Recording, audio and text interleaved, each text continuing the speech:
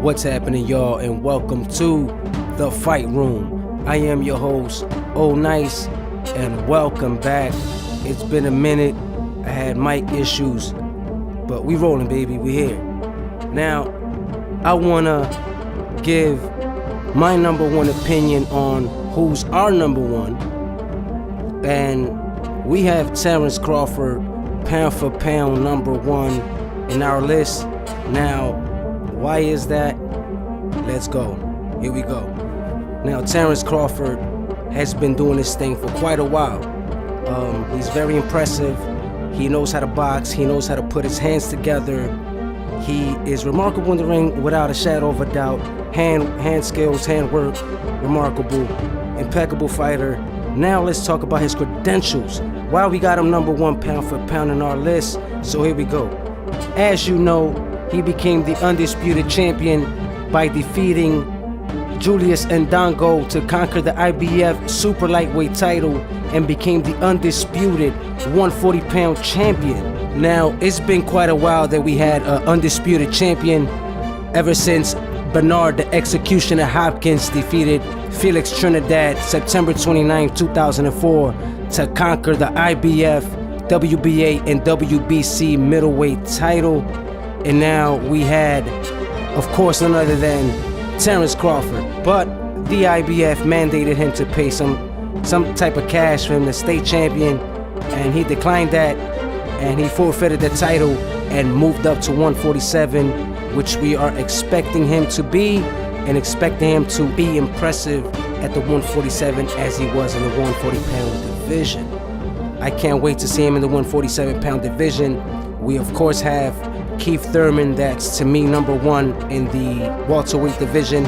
Of course, I have Errol Spence Jr., and we have, of course, Danny Garcia, and we have Sean Porter, Kell Brook. The list goes on, and he is about to go up with these monsters, and I can't wait to see what he does, because overall, I think that Terence Crawford has the skills and the sharpness and in every way, shape, or form to become a good contender in the welterweight division, and maybe conquer a few titles there as well.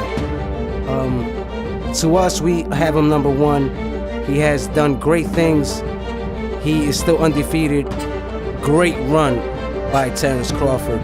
Let's get to it. First title he won was the WBO title, defeating Ricky Burns, conquering that title.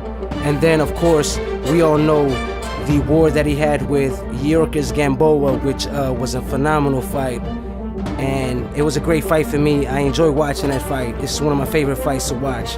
As you've seen that fight, if any of y'all ever seen that fight, it was a great fight overall.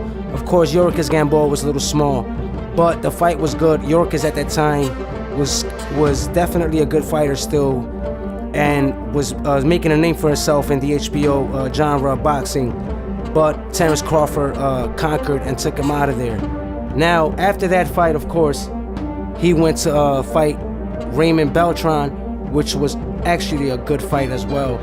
And he won by unanimous decision, conquering that fight. And then after that, he went, of course, one of my favorite fights, another favorite fight of mine from Terence Crawford, was the one with none other than the Puerto Rican prospect at the time.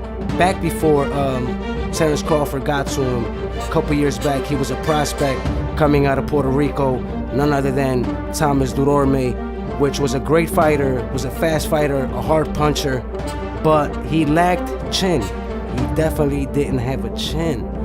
And we seen that when he lost by knockout to Abregu back in the day. But that was a great fight.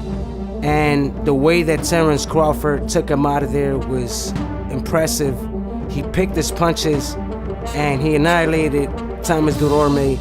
And after that, I was even more impressed with Terence Crawford. And the list goes on.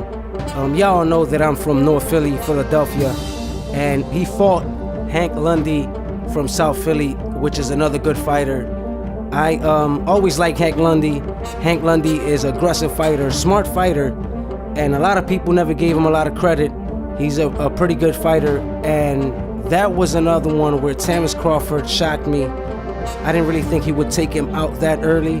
Hank Lundy could take punches. He's a good fighter. And the way Terence Crawford took him out of there was another impressive performance. So the list goes on. He had a pretty good win versus Victor Postal. He definitely used the ring, more of a boxing match than a brawl, and it was a good fight. Then he moved up and annihilated John Molina Jr. And I've come to know John Molina Jr. as a pretty good chin. You know, he has a good chin. He likes to brawl, and he actually had a couple of good fights where he wound up the victor, and nobody expected him to be the victor. And Terence Crawford took him out of there, man. And not too many people. You don't see too many people taking out John Molina Jr. out like that. Am I right? Well, I'll take that back.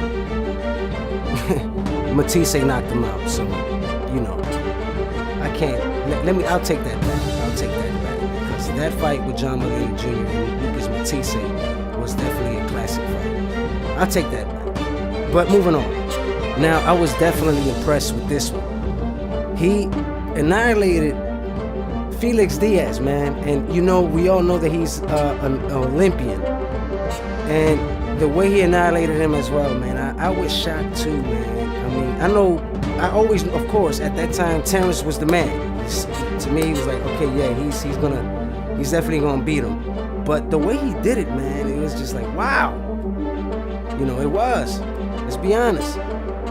Because if you see Diaz fights, man, Diaz could get in there. He's a complicated boxer, you know, to match up against and to even, you know, slug it in there with. And Terence Crawford made it look so easy. And that's that. What can I say, man? And then after that, of course, he conquered the IBF and became the Undisputed by knocking out by body shot Julius Sandondo. So this is what I have to say. Terence Crawford definitely has been great for boxing. He has been doing his thing. He has been improving. He's an all-around boxer, puncher. He can do it all, man. He can really do it all. So I could just expect him at the 147. You know, he said 140. And if he was to go up at 147, we all know that his physique is going to get even more stronger and more built. And of course, we all know that let's say Spence is used to be at the 154, naturally a 154 pounder, and moved to the 147 division. He's naturally the bigger guy, but that would be an interesting fight. That's a fight of the future that I'm willing to talk about. I will be making a video on that pretty soon.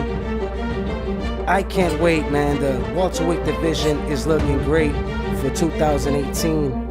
And one more thing I have to say, shout outs to Terence Crawford again for having an amazing career so far and being our #1 pound for pound fighter as of today. You know, other people got Loma and Triple G, and I can't really say. The thing with me is this, okay? Lomachenko is a great fighter. You know, he definitely just stopped Rigondeaux, which was shocking, like I said to me. Great fighter. 4 guys quit on him. Amazing, of course. But he hasn't fought everybody. Like, he doesn't have, you know, like a credential in boxing, in the boxing field. You know, he has a great amateur pedigree, of course. But I'm talking about as far as, you know, professional. And, you know, only having 10 wins under your belt is not enough for me to be considered pound for pound. You know, he's a good fighter, great fighter. He will be pound for pound maybe one day, pretty soon. Who knows? But not right now. Terence Crawford's credentials far outweighs Vasyl Lomachenko's to me and to a lot of other boxing critics. Let me know what you guys think. Like, comment, subscribe, and share the video. I will be bringing more your way. Till then, it is your boy Old Nice from the Fight Room. Peace.